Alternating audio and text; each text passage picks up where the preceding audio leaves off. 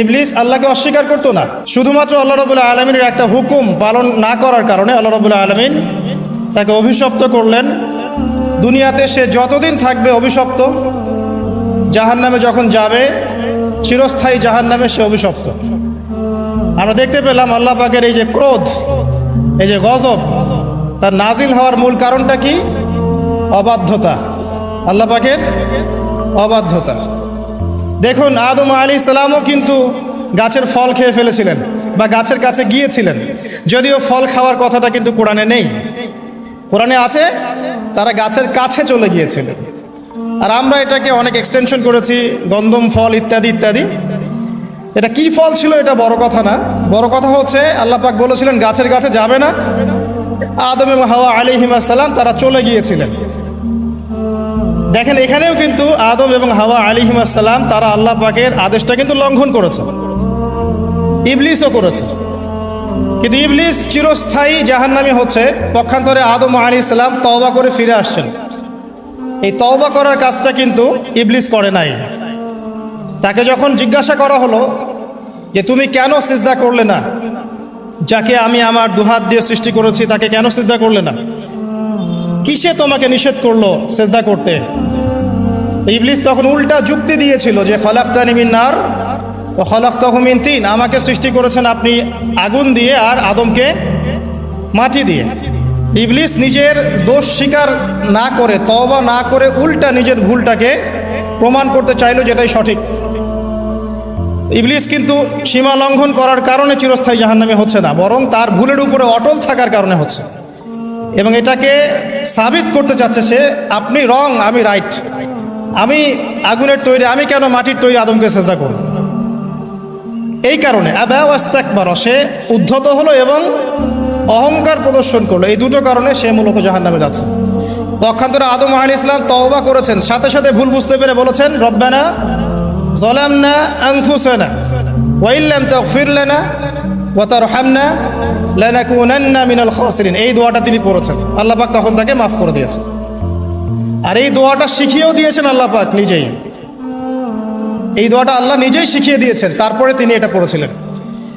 এখানে আপনি পার্থক্য বুঝতে পারছেন। আদম সন্তান ভুল করবে, এটা স্বভাব তার, আদম সন্তান ভুল করবেই। আল্লাহ পাক বলেছেন যে তোমরা যদি পাপ না করতে তাহলে আল্লাহ পাক অন্য কোনো সম্প্রদায়কে নিয়ে আসতো, যারা পাপ করে তওবা করতো, আল্লাহ ওদেরকে মাফ করে দিতেন। আল্লাহ পাকের এত দয়া। পক্ষান্তরে ইবলিস কিন্তু এই কাজটা করেনি। এখানে পার্থক্য আমরা বুঝতে পারছি যে আদম সন্তান আদম আলাইহিস সালাম তিনি তওবা করে ফিরে এসেছেন। এখানে আপনি বুঝতে পারছেন আল্লাহর ক্রোধ এবং গজব ইতিহাসের শুরুতে নাজিল হলো, হিস্ট্রির শুরুতেই। যদি আপনি আদম সৃষ্টি থেকে শুরু করে কিয়ামত পর্যন্ত একটা ইতিহাসের বই চিন্তা করেন, তাহলে এর প্রথম পৃষ্ঠাতেই এই ঘটনা। প্রথম পৃষ্ঠাতেই ইবলিস অবাধ্য হলো, আল্লাহ পাক রাগান্বিত হলেন। তাহলে আল্লাহর ক্রোধ এবং গজব নাজিলের প্রথম কারণ কি? আল্লাহর অবাধ্যতা এবং অহংকার, উদ্ধত আচরণ করা, আল্লাহর আদেশ নিষেধ না মানা। সিম্পল, আল্লাহ পাকের আদেশ নিষেধের পরোয়া না করা, এটা হচ্ছে গজব নাজিলের প্রধান কারণ। আর ক্ষমা প্রাপ্তির প্রধান কারণ কি? তওবা। আদম আলাইহিস সালাম তওবা করেছেন, আল্লাহ পাক মাফ করে দিয়েছেন। এবার সামনে যাই। আদম আলাইহিস সালামের দুই ছেলে হাবিল এবং কাবিল, কে কাকে হত্যা করেছিল? কাবিল হাবিলকে হত্যা করেছিল। কাবিল হাবিলকে হত্যা করেছে। সূরা মাইদার মধ্যে ঘটনাটা চমৎকার করে দেয়া আছে।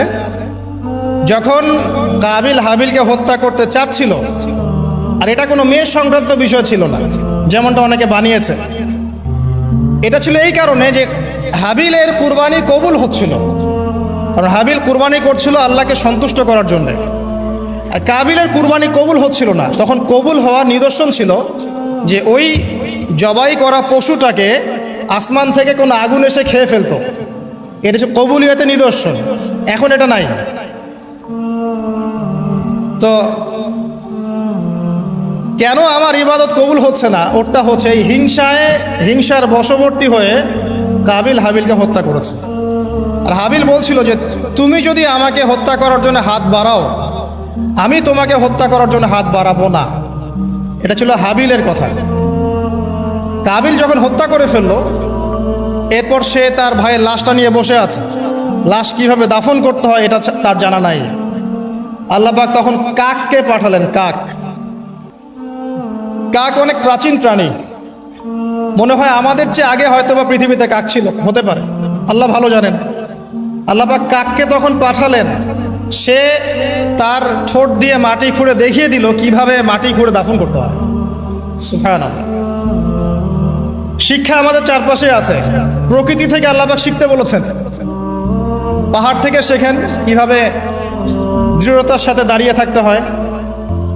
মানুষ সমালোচনা করবে, আঘাত করবে, অত্যাচার করবে, এরকম ঢিল আপনার গায়ে লাগবে, ঢিল ভেঙে চূর্ণ বিচূর্ণ হয়ে যাবে, পাহাড় দাঁড়িয়ে থাকবে। সমুদ্রের কাছ থেকে শেখেন বড় মন, আকাশের কাছ থেকে শেখেন, পাখির কাছ থেকে শেখেন। এগুলো কিন্তু কোরআনেই আছে, আমি বানিয়ে বলছি না। আল্লাহ পাক প্রকৃতি থেকে শিখতে বলেছেন এবং সফর করতে বলেছেন। ওয়াসিরু ফিল আরদ, তোমরা জমিনে সফর করো বেশি বেশি। যুব সমাজকে এখন বলবো যে আপনারা এই ডিভাইসে এডিক্টেড না হয়ে ঘোরেন, দেশটা ঘুরে দেখেন, জেলায় জেলায় ঘোরেন, সফর করেন, ঘোরেন। এতে করে আপনাদের মাইন্ড ফ্রেশ হবে, ডিভাইস এডিকশন কম হবে, আল্লাহ নিদর্শনগুলো দেখবেন, শিখতে পারবেন।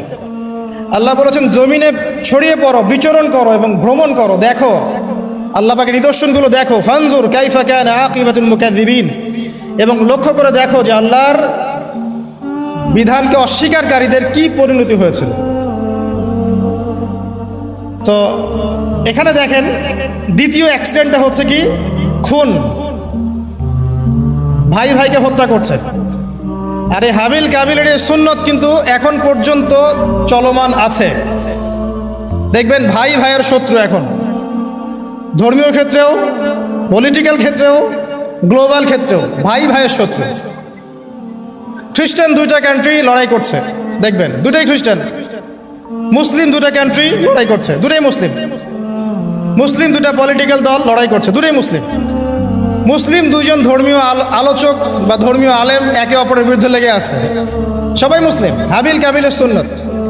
এখানে আমাদেরকে হতে হবে কি, কাবিল না হাবিল? হাবিল। তুমি যদি আমাকে হত্যা করার জন্য হাত বাড়াও, আমি তোমাকে হত্যা করার জন্য হাত বাড়াবো না। একটা হাদিস বলি আপনাদেরকে, নবী সাল্লাল্লাহু আলাইহি ওয়াসাল্লাম বলেছেন পৃথিবীতে সর্বপ্রথম হত্যাকাণ্ড ঘটিয়েছে কাবিল। এই কারণে পৃথিবীতে কিয়ামত পর্যন্ত যত মানুষ খুন হবে, সমস্ত এই পাপের একটা একটা করে অংশ কাবিলের আমলনামায় যুক্ত হবে। নাউযুবিল্লাহ। এই হাদিস জানতেন? নবীর সন্তান কাবিল কিন্তু নবীর সন্তান। তো ভাষা, বংশ, রক্ত এগুলো কিন্তু আল্লাহর কাছে হক এবং বাতিলের মানদণ্ড না, তাকওয়া ছাড়া। যাই হোক, সামনে যাই। এখানে আপনি দেখছেন আল্লাহ পাকের এই যে গজব কাবিলের উপরে আসলো, কারণটা কি? সীমালঙ্ঘন করা, হত্যা। তাহলে বুঝলেন যে হত্যাকাণ্ড বাড়লে আল্লাহ পাকের গজব আসবে, যেটা এখন শেষ জামানায় বাড়ছে। নবী করিম সাল্লাল্লাহু আলাইহি ওয়াসাল্লাম বলেছেন শেষ জামানায় যে ব্যক্তি কাউকে হত্যা করবে সে জানবে না আমি কি জন্য হত্যা করছি, আর যাকে হত্যা করা হবে সেও বুঝবে না যে আমাকে কেন হত্যা করবে। এটা কি বুঝতে পারেন? এখন যাকে হত্যা করা হচ্ছে সে জানবে না আমাকে কেন মারা হচ্ছে, আর যে হত্যা করছে সেও আসলে জানে না আমি কি জন্য তাকে মারছি। আর নবী সাল্লাল্লাহু আলাইহি ওয়াসাল্লাম বলেছেন কিয়ামতের অন্যতম বড় সাইন হচ্ছে হারাজ বৃদ্ধি পাবে। হারাজ। সাহাবীরা জিজ্ঞাসা করলেন হারাজ কি ইয়া রাসূলুল্লাহ? তিনি বলেন প্রচুর হত্যাকাণ্ড, প্রচুর হত্যাকাণ্ড। এমনও ইনসিডেন্ট ঘটবে যে সোনার পাহাড়কে নিয়ে মারামারি হবে, যুদ্ধ হবে। যেই সোনার পাহাড় বের হবে ইউফ্রেটিস নদীর ভিতর থেকে, যেখান থেকে কয়দিন আগে একটা শহর বের হয়েছে আর কি। এই কয়দিন আগেই দেখবেন ইরাকের ওই নদীর নিচ থেকে একটা শহর বের হয়েছে, যেটা অনেক 3000 বছর আগের শহর এখন বের হয়েছে। আল্লাহ ভালো জানেন, এভাবে হয়তো বা সোনার পাহাড়ও বের হবে, আল্লাহু আলাম। আল্লাহ ভালো জানেন, আমরা জানি না কবে হবে, আমরা জানি না। নবীজি বলেছেন এই সোনাগুলোকে কেন্দ্র করে প্রায় 80টার মতো দেশ, 80টার মতো ফ্ল্যাগ তারা যুদ্ধে জড়িয়ে পড়বে, এবং প্রতি হাজারে যারা যুদ্ধে জড়াবে তাদের প্রতি হাজারে 999 জন মানুষ মারা যাবে। নবীজি মুসলিমদেরকে বলেছেন মুসলিমরা যেন ওই সোনাতে টাচ না করে, ওটা হাত দিয়ে ছুঁয়েও না দেখে। এখান থেকে যেন দূরে থাকে। যাই হোক, সামনে চলেন। এরপরে নূহ আলাইহিস সালাম, নাম শুনেছেন? 950 বছর তার কওমকে দাওয়াত দিয়েছেন। কত বছর? তার কওমকে এক আল্লাহর ইবাদতে দাওয়াত দিয়েছিল। তার কওমের প্রধান সমস্যা ছিল শিরক। তারা কিছু মূর্তির পূজা করত। তার নামগুলো আল্লাহ পাক সূরা নূহে বলেছেন। সূরা নূহের শেষের পৃষ্ঠার মধ্যে আছে। নূহ আলাইহিস সালামের কওমকে যখন দাওয়াত দেওয়া হচ্ছে, তারা বলতো যে লা তাযারুন্না আলিহাতাকুম ওয়ালা তাযারুন্না ওয়াদ্দা ওয়ালা সুআ ওয়ালা ইয়াউসা ওয়া ইয়াউক ওয়া নাসরা, তোমরা তোমাদের উপাস্যদেরকে ছেড়ে দিও না। তোমরা আদ, ইয়াগুস, ইয়াউক, নাসর এই উপাসকদেরকে ছেড়ে দিও না, এই মূর্তিদেরকে ছেড়ে দিও না।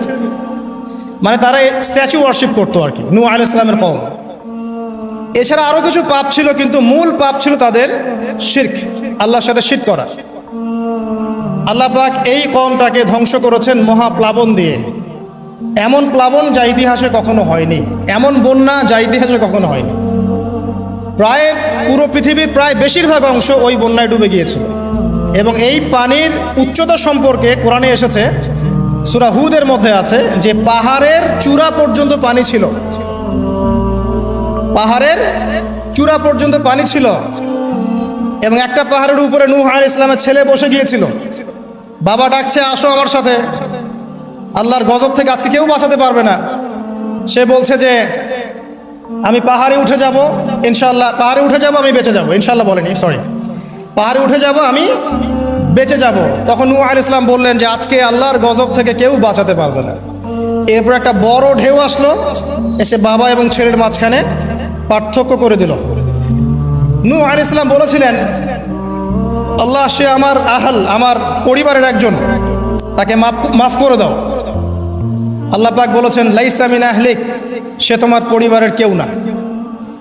এখানেও দেখেন নবীর সন্তান ঈমান না আনার কারণে কুফরির হালতে মৃত্যুবরণ করল এবং আল্লাহ পাকের মহাপ্লাবনে গজবে ধ্বংস হলো। এখানে একটা গজব পেলেন, বিশাল বন্যা, জলোচ্ছ্বাস। তাহলে এর কারণ কি? নূহ আলাইহিস সালামের পুরো কওম, মাত্র 40টা বা 80টা পরিবার বাদ দিয়ে বাকি সবাই ডুবে গেছে। আমরা যারা এখন পৃথিবীতে বেঁচে আছি, হোক সে হিন্দু বা মুসলিম বা খ্রিস্টান বা বুদ্ধ, হুয়েভার হি ইজ বা জিউস, আমরা সবাই ওই 80টা পরিবারেরই সদস্য। আমাদের বাপদাদারা ওইখানে গিয়ে মিলবে, কারণ তার আগে কোনো মানুষ এখন পৃথিবীতে বেঁচে নাই। আমরা যারা বেঁচে আছি কোনো না কোনোভাবে আমরা ভাই, জানেন, কোনো না কোনোভাবে আমরা আত্মীয়, আমরা সবাই আত্মীয়। তো ওই 80টা পরিবারই এখন পৃথিবীতে বেঁচে আছে, এখানকার বংশধররাই। এখানে আমার প্রশ্ন যে বলেন নূহ আলাইহিস সালামের কওমকে কোন পাপের কারণে ধ্বংস করে দেওয়া হয়েছে? আমরা বলবো যে বাংলাদেশের জনগণকে আমরা বলবো যে শিরক ছেড়ে দেন, কবর পূজা ছেড়ে দেন, মাজার পূজা ছেড়ে দেন, শিরকের যত ক্যাটাগরিজ আছে এগুলো থেকে তওবা করে ফিরে আসেন, অন্যথায় আল্লাহ পাকের গজব কেউ ঠেকাতে পারবে না। শিরক থেকে বেঁচে না আসলে, বেঁচে না থাকলে আল্লাহর গজব ঠেকানোর কেউ নাই। আল্লাহ পাক শিরকের পাপটা মাফ করেন না, অন্য যে কোনো পাপ আল্লাহ পাক যাকে ইচ্ছা মাফ করতে পারেন, তবে তওবা করে মারা গেলে আল্লাহ মাফ করতে পারেন। তওবা না করে মারা গেলে ক্ষমা না পাওয়ার সুযোগই বেশি। তো যেখানে যেখানে দেখবেন এখনও এই শতাব্দীতেও, এই সালগুলোতেও বন্যা, দুর্যোগ, ভূমিকম্প, জলোচ্ছ্বাস ইত্যাদি হচ্ছে, দেখবেন ওই কওমগুলো কোনো না কোনোভাবে শিরকের পাপের সাথে সংযুক্ত আছে, কোনো না কোনোভাবে তারা শিরকের পাপের সাথে সংযুক্ত আছে। হয় তারা ধর্মের ক্ষেত্রে শিরক করছে, না হয় ইকোনমিক সেক্টরে শিরক করছে, না হয় অন্য কোনো বড় সেক্টরে শিরক করছে, নয়তো তারা আল্লাহ পাকের সমস্ত বিধান বাদ দিয়ে মানুষের মানবরচিত বিধানগুলোকে প্রাধান্য দিয়েই কাজ করছে। কোনো না কোনো জায়গায় শিরক আছে। আল্লাহ পাক এই কারণেই গজব পাঠাচ্ছেন। সামনে যাই চলুন। এরপরে আদ জাতি। আদ জাতির লোকরা ছিল প্রচণ্ড লম্বা চওড়া, অনেক লম্বা। আর আমি যেগুলো বলছি এগুলো কোনো রূপকথা নয়, এগুলো সবগুলো কোরআনের পাতায় পাতায় আছে। সূরা বাকারা পড়েন, সূরা হুদ পড়েন, সূরা নূহ পড়েন, বনী ইসরাঈল সূরাটা পড়েন, সূরা শুআরা পড়েন, এগুলোর মধ্যে এই ঘটনাগুলো পাবেন। একটা ছোট্ট সূরা আছে সূরা কমার, সূরা আর রহমানের ঠিক ইমিডিয়েট সূরাটা, এই সূরাটা যদি বাসায় গিয়ে পড়েন দেখবেন এখানে এই সব জাতিগুলোর বর্ণনা দেওয়া আছে খুব সংক্ষিপ্ত আকারে। আদ জাতির লোকেরা অনেক লম্বা চওড়া ছিল, প্রচণ্ড শক্তিশালী। তো তারা ইয়েমেন, হাদরামাউত এই জায়গায় বসবাস করত, পাহাড় কেটে বাড়ি নির্মাণ করত। তাদের কাছে আল্লাহ পাক হুদ আলাইহিস সালামকে পাঠালেন। তাদেরও প্রধান পাপ ছিল শিরক। দ্বিতীয়ত আরও কিছু পাপ ছিল। এক নম্বর, অহেতুক বিনা কারণেই তারা অনেক উঁচু উঁচু সৌধ নির্মাণ করত, এটা কোরআনে আছে। অহেতুক বিনা কারণে দুনিয়ার চাকচিক্যের কারণে উঁচু উঁচু অট্টালিকা এবং সৌধ নির্মাণ করত, যেগুলো অপচয় ছিল, অপচয়। এবং তারা মানুষকে প্রচণ্ড প্রহার করত। ওয়াইদা বাতাসতুম জাব্বারিন, আল্লাহ পাক কোরআনে বলেছেন, যখন তোমরা কাউকে মারো প্রচণ্ড রকম কঠিন মারো। এই মায়ের সিস্টেম এখনো আছে সব জায়গাতেই। মানুষকে প্রচণ্ড নির্মমভাবে তারা মারত এবং উঁচু উঁচু সৌধ নির্মাণ করত, শিরক করত। এবং একটা কথা বলতো, যখন হুদ আলাইহিস সালাম দাওয়াত দিতেন তখন একটা কথা বলতো, মান আশাদ্দু মিন্না কুওয়া। এই কথাটা ফেরাউন যেমন বলতো আনা রাব্বুকুমুল আ'লা, এরকম আদ জাতি বলতো মান আশাদ্দু মিন্না কুওয়া, আমাদের চেয়ে শক্তিশালী আর কে আছে, আমাদের চেয়ে শক্তিশালী আর কে আছে। এখনকার বিশ্বে এমন কথা মানুষ বলে না, আমাদের চেয়ে বড় শক্তি আর কে আছে, আমরা সুপার পাওয়ার। এরাও বলতো মান আশাদ্দু মিন্না কুওয়া। আল্লাহ পাক বলছে আওয়ালাম ইয়ালামু আন্নাল্লাহা হুয়া খালাকাকুম হুয়া আশাদ্দু মিনহুম কুওয়া। তারা কি জানে না যে আল্লাহ তাদেরকে সৃষ্টি করেছে, সেই আল্লাহ ওদের চেয়ে শক্তিশালী। আল্লাহ পাক এই কওমটাকে ধ্বংস করলেন কিভাবে? 7 দিন কন্টিনিউয়াসলি, 7 দিন প্রচণ্ড টর্নেডো, এই যে আমরা যেটা বলি ঝড়, ঘূর্ণিঝড়, টর্নেডো, এরকম বজ্রপাত এবং প্রচণ্ড টর্নেডো, ঘূর্ণিঝড়, এগুলো দিয়ে 7 দিনের মধ্যে এই কওমের প্রত্যেকটা মানুষকে আল্লাহ পাক এমনভাবে ধ্বংস করলেন, খেজুর গাছের ডাল যেমন পড়ে থাকে মাটিতে, এইভাবে তারা মাটিতে পড়েছিল। এখানে বলেন আল্লাহ পাকের আযাব আর গজব নাজিলের মূল কারণটা কি ছিল তাহলে? শিরক, অপচয়, অহংকার আর মানুষকে মারা। মানুষকে মারা আল্লাহ পাক সহ্য করেন না, জানেন? মানুষের চেহারায় মারতে নাই। দেখবেন আমাদের কারোর সাথে গন্ডগোল হলে আগে চেহারায় ঘুষি, তাই না? এই চেহারায় মারা নিষেধ। একটা হাদিসের মধ্যে আছে যে চেহারাটা আল্লাহ পাকের, এটা তো আসলে মারেফত, আমরা এটাকে এভাবে ব্যাখ্যা করতে পারবো না, কিন্তু চেহারা আল্লাহ পাক তার নিজস্ব মানে হাত দিয়ে, আল্লাহ পাকের নিজস্ব কুদরতি হাত দিয়ে আল্লাহ পাক সৃষ্টি করেছেন মানুষের চেহারায় মারতে আল্লাহ পাক নিষেধ করেছেন। আর মানুষকে অন্যায় কারণে মারা হলে আল্লাহ পাক নারাজ হন, খুবই অসন্তুষ্ট হন। কোনো ব্যক্তি যদি কোনো মানুষের জীবন বাঁচায়, সে যেন পুরো মানব জাতির জীবন বাঁচালো, সূরা মাইদার মধ্যে আছে। আবার কোনো ব্যক্তি যদি অন্যায় কারণে একটা মানুষকে হত্যা করে ফেলে, সে যেন পুরো মানব জাতিকেই হত্যা করে। আজকে বিশ্বের বুকে সবচেয়ে সস্তা রক্ত কাদের? অথচ একজন মুসলিম যে ব্যক্তি লা ইলাহা ইল্লাল্লাহ পড়ে, এই ব্যক্তি যতদিন পর্যন্ত জীবিত আছে আল্লাহ পাক কিয়ামত দিবেন না ইনশাআল্লাহ।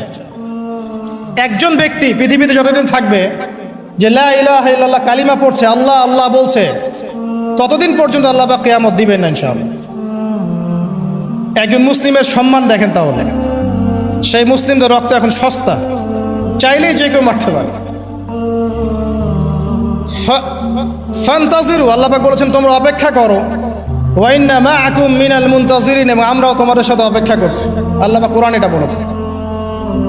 এরপরে সামনে যান, এর পরের জেনারেশন আসলো সামুদ জাতি। সামুদ আদ জাতির ভাই, একই রকম, ওরাও ফিজিক্যালি অনেক স্ট্রং, তাল গাছের সমান সমান লম্বা, পাহাড় কেটে কেটে বাড়ি নির্মাণ করে। এরাও শিরক করলো এবং একটা স্পেশাল পাপ করলো। সেটা কি? আল্লাহ পাকের একটা মোজেজা আল্লাহ পাক দান করলেন ওদেরকে, উট, একটা উটনি, যেটা সালেহ আলাইহিস সালামের উটনি ছিল। তো আল্লাহর পক্ষ থেকে ইনস্ট্রাকশন ছিল যে এই উটনি তোমাদেরকে দুধ দিবে আর অনেক সুযোগ সুবিধা দিবে। আল্লাহ পাকের মোজেজা, মিরাকেল, এটাকে নষ্ট করো না, ধ্বংস করো না। তখন সালেহ আলাইহিস সালামের কওমের কয়েকজন ব্যক্তি এই উটটাকে হত্যা করলো, উটের পা কেটে ফেললো, উটটাকে হত্যা করে ফেললো। আল্লাহ পাকের নিদর্শনকে অস্বীকার করার কারণে আল্লাহ পাক এদেরকে ধ্বংস করলেন। কিভাবে?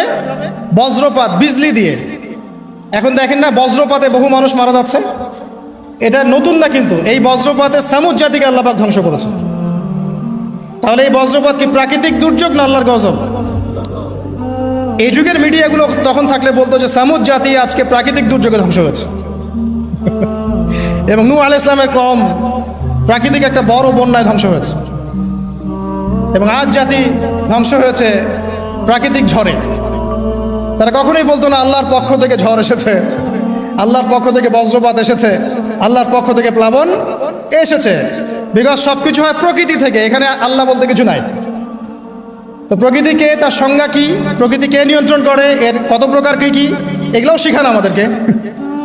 প্রকৃতি কাকে বলে, প্রকৃতি কত প্রকার, প্রকৃতি কি কি, কে একে নিয়ন্ত্রণ করে, সূক্ষ্মভাবে শিরকি আকীদা ঢুকিয়ে দেওয়া হয়, সূক্ষ্মভাবে। যাই হোক, সামুদ জাতি ধ্বংস হলো কিভাবে? এভাবে বজ্রপাতে। আর ইদানিং বজ্রপাত বাড়ছে। এখান থেকে আপনারা বেঁচে থাকতে হলে শিরক থেকে বেঁচে থাকেন। এরপরে চলেন সামনে যাই, আরেকটা জাতি শুআইব আলাইহিস সালামের কওম, তার নাম কওমে মাদিয়ান। কি নাম? মাদিয়ান। আমি তো গল্প বলছি আপনাদেরকে, শুনতে কি খারাপ লাগছে? কোরআন থেকে বলছি শর্ট করে। মাদিয়ান, তো মাদিয়ান কওম, তাদের পাপ ছিল তারা নবীদের সাথে তর্ক করত।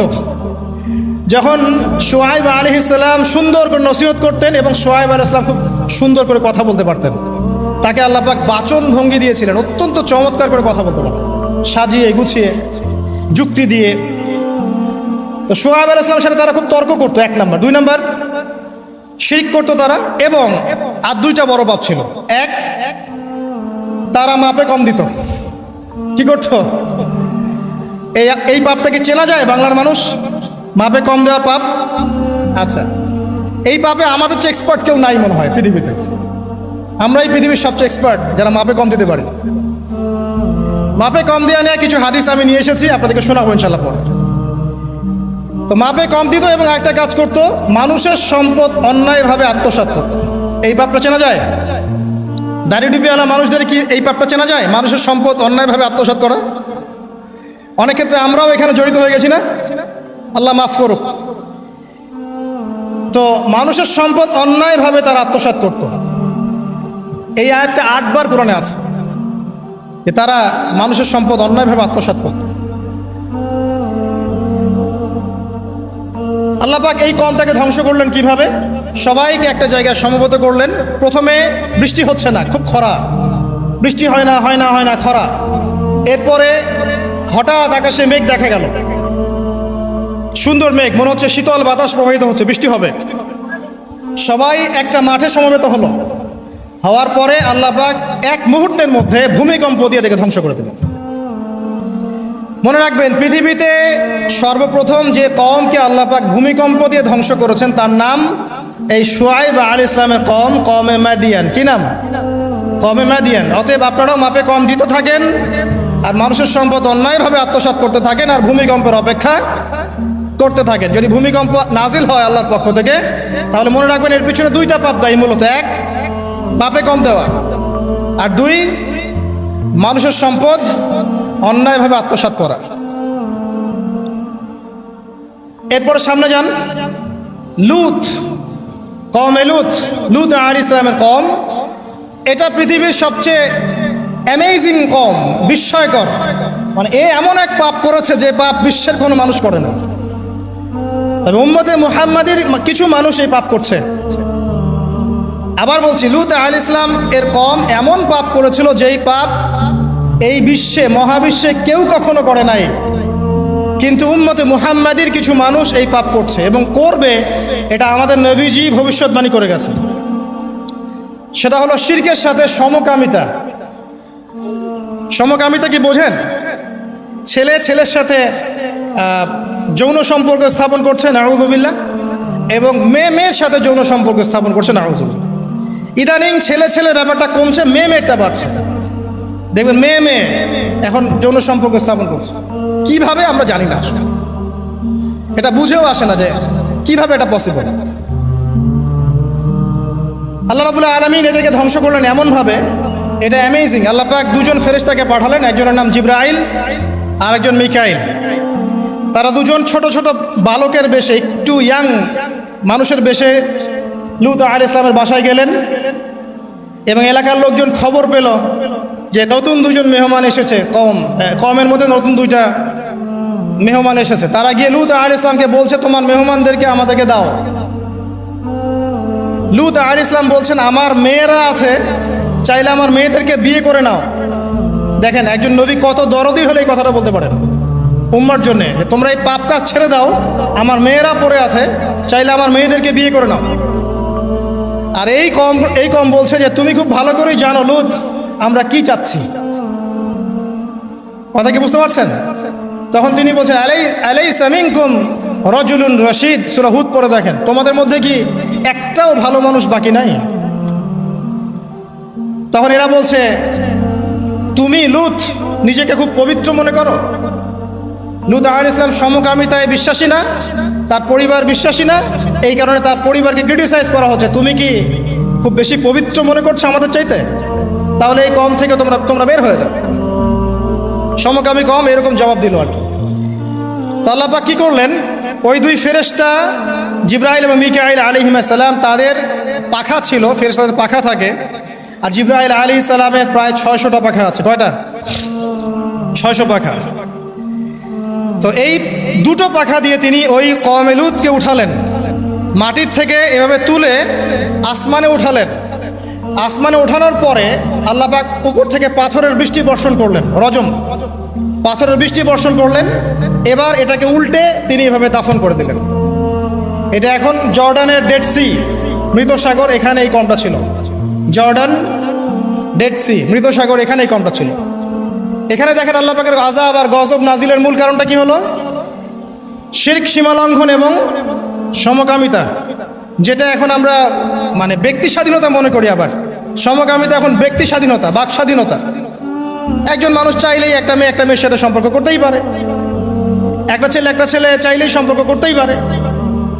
এবং বিশ্বের কিছু কান্ট্রি, যাদেরকে আমরা উন্নয়নশীল কান্ট্রি বলি বা একদম রুলিং স্টেট মনে করি আর কি, যাদের কথায় বিশ্বের অনেক স্টেট ওঠে আর বসে, এইসব কান্ট্রির মধ্যে এটা জায়েজ, লিগ্যালি জায়েজ, আইনত জায়েজ, করতেই পারে। বাধা দিলে আপনার সমস্যা, ওটা আইনে লজ আছে যেটা করা যাবে, আপনি বাধা দিচ্ছেন কেন? তারা ম্যাগাজিন বের করে, তারা আন্দোলন করে, রেইনবো ফ্ল্যাগ আছে ওদের 7 রঙের, এটা দিয়ে পতাকা দিয়ে মিছিল করে। তার মানে আল্লাহ পাকের গজব আসার কি বাকি আছে এখনো? আসে নাই, আবার বলেন আলহামদুলিল্লাহ। আসে নাই এখনো, বলেন আলহামদুলিল্লাহ। মনে করেছেন এদের সংখ্যা বাংলাদেশে নাই? দৃষ্টান্তমূলক শাস্তি না হলে এদের সংখ্যা তো বাড়বেই। দিন দিন এদের সংখ্যা বাড়ছে। আরেকটা কথা বলে রাখি, তোমরা যারা মিউজিক্যাল ইনস্ট্রুমেন্ট, তারপরে এই যে সিনেমা, সিরিয়ালস, সাংস্কৃতিক অনেক কর্মকাণ্ড, এইসব জগতের সাথে যারা সম্পৃক্ত আছো তোমরা, এই জগতের ভিতরে এই সমকামিতার প্রবণতা কিন্তু অনেক বেশি। বলবেন যে ভাই আপনি জানলেন কেমন করে? আমি জানি বলেই তো এই জায়গায় দাঁড়ায় আছে, এই জায়গায় দাঁড়িয়ে আপনাকে শোনাচ্ছি। আপনি জানেন, আল্লাহ পাক আপনাকে এখানে দাঁড় করাবে ইনশাআল্লাহ। খুব সতর্ক থাকবেন। এবং দিন দিন এটা বাড়ছে। আরে বাড়ার পিছনে একটা কারণ বলে দিই আমি, এই কারণটা যদি বন্ধ করা যায় ইনশাআল্লাহ এটা বন্ধ হয়ে যাবে। নৈতিকতার সাথে এই কারণটা যদি বাস্তবায়ন করা যায় ইনশাআল্লাহ বন্ধ হবে। সেটা হলো পর্নোগ্রাফি বন্ধ করে ফেলতে পারলেই ইনশাআল্লাহ তাআলা দেখবেন যে এই মহামারীগুলো কমে যাবে। একটা বিষয় মানুষ জানে না, সেটা করবে কিভাবে? আর যখন জানানো হচ্ছে যে এটা আসলে করা যায়, এটাও এমন, তখন তো মানুষ জানবে ও এটাও আছে, এটাও তাহলে করা যায়। যাই হোক, যারা বুদ্ধিমান তাদের জন্য ইশারা যথেষ্ট। পর্নোগ্রাফি যদি বন্ধ করতে পারি আমরা ব্যক্তিগতভাবে, অ্যাসোসিয়েশন ওয়াইজ বা রাষ্ট্রীয়ভাবে, এবং এটা করাটা উচিত, এটা করা খুবই উচিত। যুব সমাজকে যদি বাঁচাতে চাই এবং আমরা যদি বাঁচতে চাই, কোনো সন্দেহ নাই এটা বন্ধ করতে হবে।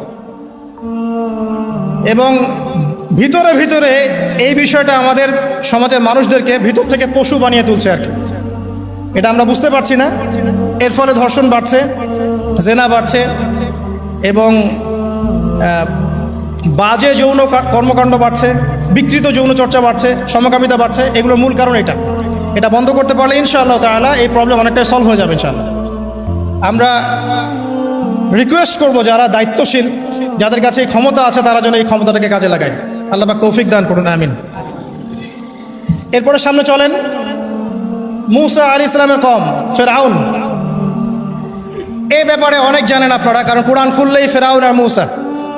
ফিরআউনের বড় পাপগুলো কি ছিল? এক নাম্বার, সে বলেছিল আনা রব্বুকুমুল আ'লা, আমি তোমাদের মহান রব, মানে শিরক।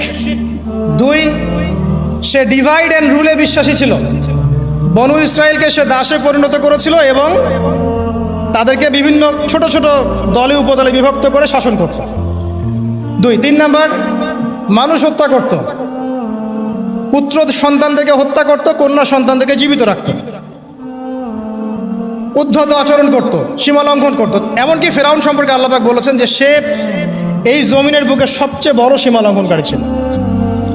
আর একটা তার গর্ব ছিল, সেটা হচ্ছে তার সেনাবাহিনী। ফিরআউনের সবচেয়ে বড় গর্বের বিষয় ছিল তার সেনাবাহিনী। সে মনে করতো যে আমার মতো ফোর্স পৃথিবীতে কারো নাই, আমি সুপার পাওয়ার। তো আল্লাহ রাব্বুল আলামিন কি করলেন? পুরো সেনাবাহিনী সহ ফিরআউনকে লোহিত সাগরে মুহূর্তে ডুবিয়ে মেরে দিলেন। এই যে আল্লাহ পাকের গজব চলে আসলো, কারণ কি? শিরক, সীমা লঙ্ঘন করা, মানুষের উপর অত্যাচার করা। আরো সামনে আসেন ঈসা ইবনে মারইয়াম, তার কওমের কি সমস্যা? তার কওমের কিছু মানুষ তাকে হত্যা করার চেষ্টা করেছিল। আমাদের মধ্যে এক শ্রেণীর মুসলিম আছে যারা মুসলিম, নামধারী মুসলিম আছে যারা বিশ্বাস করে ঈসা ইবনে মারইয়াম মারা গেছেন, আল্লাহ পাক তাকে উঠিয়ে নেননি।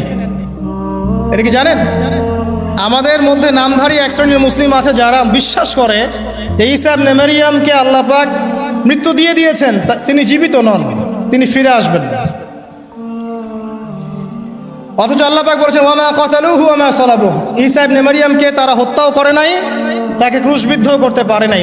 বাল রাফাআহু আল্লাহু ইলাইহি, বরং আল্লাহ পাক তাকে তার কাছে উঠিয়ে নিয়েছেন এবং তিনি শেষ জামানায় আসবেন। ইনশাআল্লাহ তিনি জেরুজালেম থেকে সারা বিশ্ব শাসন করবেন এবং শেষ জামানায় তিনি না আসা পর্যন্ত কিয়ামত হচ্ছে না। তো এবার আসেন, এই উম্মতকে আল্লাহ পাক কি গজব দিলেন? এই গজবটা আপনি পাবেন সূরা মাইদার মধ্যে। আল্লাহ পাক এই উম্মতের মধ্যে এমন একটা গজব দিয়েছেন যে এই উম্মতের ঈসা ইবনে মারইয়ামের উম্মত যারা নাসারা, তাদের মধ্যে আল্লাহ পাক শত্রুতার বীজ বপন করে দিয়েছেন। এরা এক দল আরেক দলের সাথে কিয়ামত পর্যন্ত লড়াই করতে থাকবে। এই কথাটা জানতেন? কিয়ামত পর্যন্ত ঈসা ইবনে মারইয়ামের কওম নাসারা যারা আছে, এখনকার খ্রিস্টান পশ্চিমা সভ্যতা, এরা একে অপরের বিরুদ্ধে লড়াই করতেই থাকবে। প্রথম বিশ্বযুদ্ধের ইতিহাস দেখেন, ওরাই লড়াই করছে। সেকেন্ড ওয়ার্ল্ড ওয়ার ইতিহাস দেখেন, ওরাই লড়াই করছে। এখনকার দেখেন রাশিয়া ইউক্রেন, ওরাই লড়াই করছে। ওরা কিয়ামত পর্যন্ত একে অপরের সাথে লড়াই করতে থাকবে। আল্লাহ পাক তাদের একে অপরের বিরুদ্ধে এই যে লড়াই, শত্রুতার বীজটা আল্লাহ পাক বপন করে দিয়েছেন। সূরা মাইদা পড়লে আপনি দেখবেন আল্লাহ পাক বলছেন যে যখন তারা যুদ্ধের আগুন নিভিয়ে ফেলতে চাইবে, আমি সেটা আবার জ্বালিয়ে দিব। সুবহানাল্লাহ। কারণ ওদের হাতেই এই জামানায় বেশিরভাগ মানুষ মুসলিমের রক্ত ঝরেছে। আল্লাহ পাকের আযাব এটা, আর এই আযাবও আল্লাহর পক্ষ থেকে এসেছে। তো এভাবে আপনি যদি হিস্ট্রি ঘাটেন, দেখবেন প্রত্যেক যুগে যুগে আল্লাহ রাব্বুল আলামিন নির্দিষ্ট কিছু পাপের জন্য আল্লাহর পক্ষ থেকে শাস্তি, আযাব এবং গজব পাঠিয়েছেন। একটা কওমকে ধ্বংস করেছেন, আবার একটা কওমকে নিয়ে এসেছেন, তাকে সুযোগ দিয়েছেন। সে যখন আবার সীমা লঙ্ঘন করেছে, তাকে ধ্বংস করেছেন, আবার নতুন কওম নিয়ে এসেছেন। এই সিলসিলা চলতেই আছে। সর্বশেষ নবী মুহাম্মদুর রাসূলুল্লাহ সাল্লাল্লাহু আলাইহি ওয়াসাল্লাম, এখন বলেন তার কওম পুরোপুরি ধ্বংস হয়নি কেন? আমাদের এই কওম পুরোপুরি একবারে ধ্বংস হয়ে যায়নি কেন? আদ, সামুদ, নূহের মতো। উত্তর, নবী করিম সাল্লাল্লাহু আলাইহি ওয়াসাল্লামের দোয়া। নবী করিম সাল্লাল্লাহু আলাইহি ওয়াসাল্লাম দোয়া করেছিলেন আল্লাহর কাছে, আল্লাহ আমার কওমকে একবারে ধ্বংস করে দিও না। আল্লাহ পাক কবুল করেছেন। একটা দোয়া আছে সুপারিশ, শাফাআত, যে এই উম্মতের কোনো ব্যক্তি